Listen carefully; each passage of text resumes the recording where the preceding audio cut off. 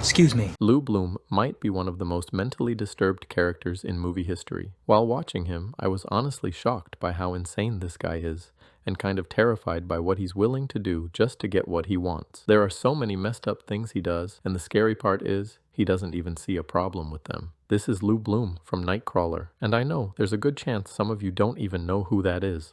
But stay with me because I'm about to introduce you to one of the most disturbing characters ever put on screen. And pay attention to how slowly this gets worse. The movie starts off kinda mellow. As the movie goes on, he gets more unhinged, until by the end he's doing things that genuinely make your skin crawl. The movie starts with Lou breaking into a construction site and stealing metal. A security guard catches him and Lou immediately tries to talk his way out of it. But then Lou notices the guard's watch, and in the very next scene Lou is walking away with the stolen metal and the watch. After that, he tries to sell the stolen metal to a scrapyard owner. Once the deal is done, Lou asks the guy for a job. And I want you to pay attention to the way Lou talks here. He barely blinks. He talks like a robot. He doesn't sound like a normal person. He sounds like an alien took a business course and tried to blend in. Lou gives this whole speech about why the guy should hire him, but the owner basically shuts him down and says, "I'm not hiring a thief." And Lou's reaction is so weird. He doesn't get embarrassed. He doesn't get angry. He doesn't even look hurt. He just smiles.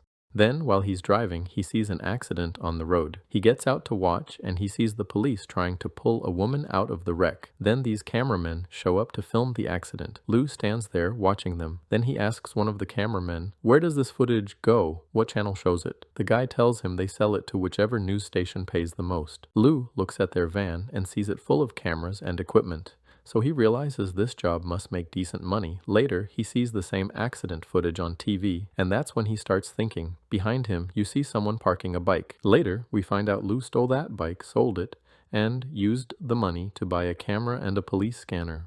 The scanner tells him where accidents and crimes are happening, so Lou decides he's going to become a crime cameraman. He starts listening, waiting, and rushing to accidents so he can film them. Now focus on him here. He's like a machine. No emotion. No reaction. Look at this scene.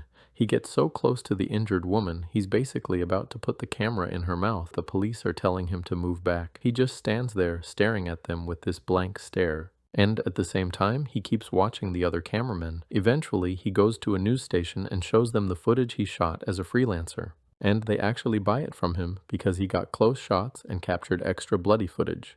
The woman in charge of choosing the footage pays him and tells him that if he wants to keep doing this, he needs better equipment. Then she tells him something very important. She explains what kind of crime people are most interested in. She basically tells him that the footage that sells best is crime involving rich people, especially rich white people, and especially when the crime can be blamed on minorities or poor people. And that shows you how racist and dirty the media can be. Almost the same way it is in real life.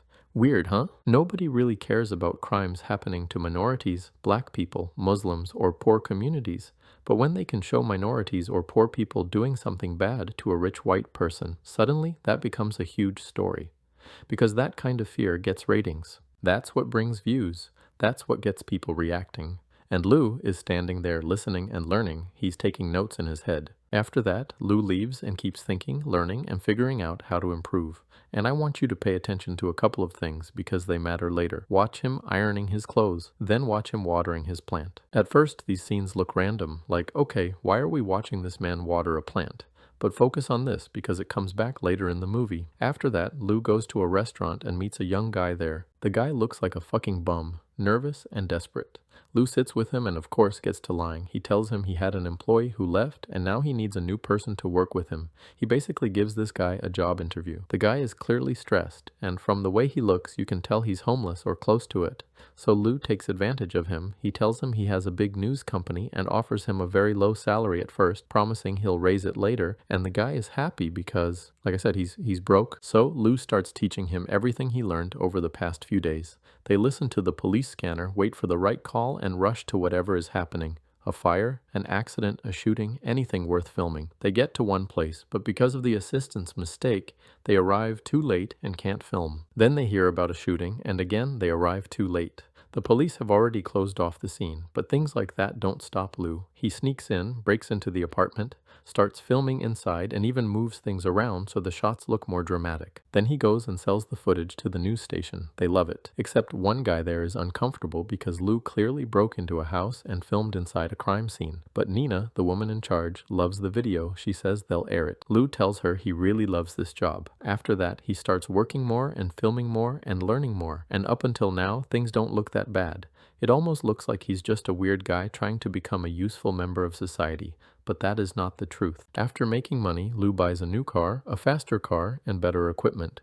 And this is where everything starts taking a darker turn. Little by little, Lou's sickness starts showing more clearly. He hears about a man who got hit by a car, so he rushes to the accident and gets there first. He sees the man lying on the ground, bleeding. Lou tries to film him, but the shot isn't good enough. So, he grabs the injured guy and drags him across the ground until he gets him into better lighting, just so he can get a better shot. And look at Lou's face when the shot finally looks good. He's thrilled. The police arrive, and Lou walks away like he didn't just do anything. At the station, Nina gives him the check. Then she asks, "Is that blood on your shirt?" Lou avoids the question with no reaction. Then she says there's blood on his sleeve too. And again, he brushes it off and asks her to go out to dinner with him. She says no because she doesn't want to ruin their work relationship. But this is where Lou's sickness becomes more obvious. He tells her that if she refuses, she is the one damaging their work relationship. That is a clear threat. He smiles this awkward, creepy smile. Then later, they actually go on a date, and he basically tells her, "Either you start a relationship with me,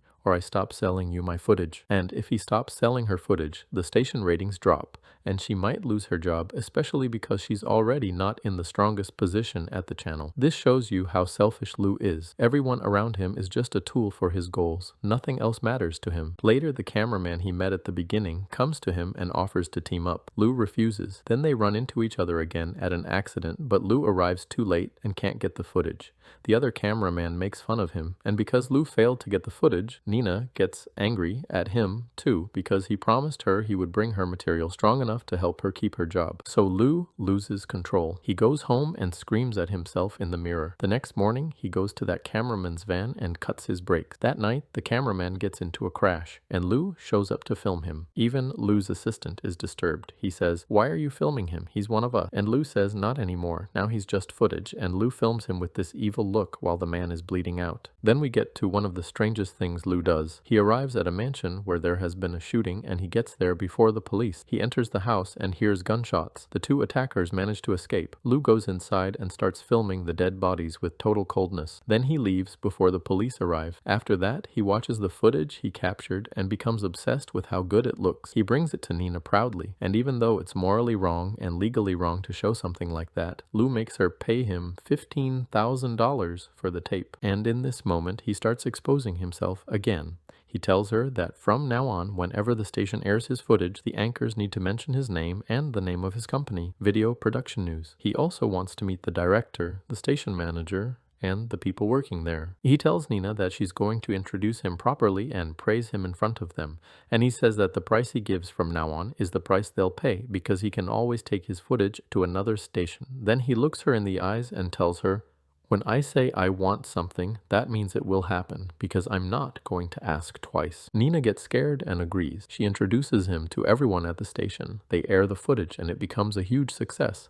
But then detectives show up because Lou entered a crime scene. He gives them a version of the footage, but it's edited. He removed the important part, especially the shots of the criminals, and later you understand why. This is where we reach the biggest thing Lou does in the whole movie. Lou looks up the license plate of the criminal's car and finds out where they live. He goes to their house and waits outside.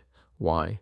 Because there's a $50,000 reward for whoever finds these criminals. His assistant asks him what he's planning to do. Now listen to Lou's plan, so you understand how little he cares about human life. He wants to follow the criminals until they reach a public place. Then he'll call the police. The police will come to arrest them. Obviously, the criminals have guns, so they might shoot at the police. The police might shoot back. Maybe one or two criminals die. Maybe civilians get caught in the middle. And through all of this, Lou will be hiding in the perfect place, filming everything. When the assistant hears the plan, he gets scared and asks for more money. He wants half of the $50,000. Lou obviously does not want to give him that. He tells him he could fire him if he's being greedy. Then the assistant makes the worst decision of his life. He threatens Lou. He says if Lou doesn't give him half, he'll tell the police everything. And that might have been the biggest mistake he's ever going to make. After going back and forth, Lou agrees, but as you're watching, you can tell that something's off. Look at his eyes. He has nothing but evil planned for him. The dumbass assistant is happy, thinking Lou will actually pay him. He tells Lou, "You don't understand people." Lou just listens and stares. But watch what happens next, because this is genuinely insane. The criminals leave the house and Lou follows them. The assistant is terrified, but Lou doesn't care. The criminals arrive at a restaurant. That's when Lou calls the police and tells them, "My name is Lou Bloom, and I found the criminals from the murder." The assistant tells him, "They're inside a restaurant right now. There are people in there. If a shootout happens, people are going to die. You didn't say you were going to do it here." This is when Lou shows his real self to the assistant for the first time. He does not care at all. He tells him to get out and film from outside the restaurant. The assistant gets scared and refuses. He says there's no way he's going out there because there's about to be gunfire.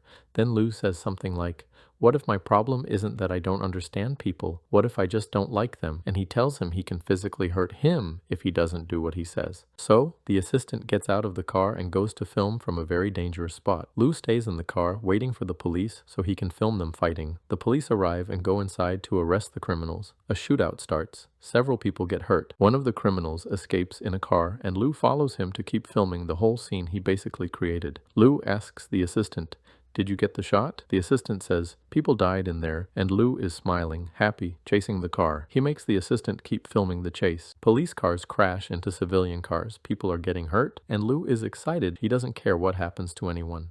At the end, a police car crashes into the criminal's car, and both of them end up on the road. Lou gets out to film. Now watch what he does, because this will actually give you chills. He tells his assistant, "The criminal is dead, go film him quickly." So the assistant runs over to film the criminal, but it turns out the criminal is not dead. He shoots the assistant, and Lou is standing back filming his own assistant getting shot. And the worst part is, Lou knew the criminal was still alive. He sent the assistant there on purpose so the criminal would kill him and Lou could film it. Then the criminal tries to escape and the police kill him. Lou walks closer with this evil look and films his assistant bleeding out. The assistant tells him, "You saw him. You saw he was alive." Lou tells him he can't risk the success of his company with someone he no longer trusts. He calls him crazy. Then the bum dies. Lou takes his camera and leaves. After that, Lou goes to the news station completely happy. He's joking with people like nothing happened. Nina is amazed by how good the footage is. Then the detectives come to the station and tell them not to air the footage because it's evidence. There is a police officer in the hospital, 4 people are dead, and 3 others are injured, and all of this happened because of Lou. But Nina refuses to give them anything. Then they bring Lou in for questioning. And remember the plant he was watering earlier? Now it matters. The detective asks Lou how he got to the restaurant and how he knew those were the criminals. Lou calmly says the whole thing started in the morning when he was watering his plant. Then he starts telling this fake story he created in his head. He even acts like he's affected by his assistant's death. But why did I tell you to pay attention to the plant? Because to me, the plant explains Lou's character. Lou is a sick, strange, mentally disturbed man who is trying to act like a normal human being. He imitates how people behave in normal situations so he can make everyone believe he's like them. The plant is proof to him that he's normal. That's why it's the first thing he mentions, even though it has nothing to do with the accident. He's basically saying, "Look at me. I'm a regular person. I wake up in the morning and water my plant like everybody else." But that's not who he really is. He is not normal. He's just copying normal people so they don't see how sick his mind really is. And of course, the detective doesn't believe him. After that, Lou leaves feeling like he won. And by the end of the movie, we see that his company has grown. He now has multiple cars and multiple cameramen working under him. He tells them to listen to him, follow his orders, and remember one important thing. He would never ask them to do anything that he wouldn't do himself. And for me, the most disturbing thing about the movie is how weird the media world is. Because Lou is mentally sick. He's selfish, he has no emotions, but that's exactly why he becomes so successful in this field. The media world in this movie is dirty, it's racist, it plays with the news, it chooses who matters and who doesn't, and a system like that needs people like Lou. Ill people, and that's why Lou succeeds. Not because he became better, because the world around him was already sick enough to reward him. Let me know in the comments if you have suggestions on what movie to do next. If you guys enjoyed this video, I would consider subscribing. There's more where this came from. See ya!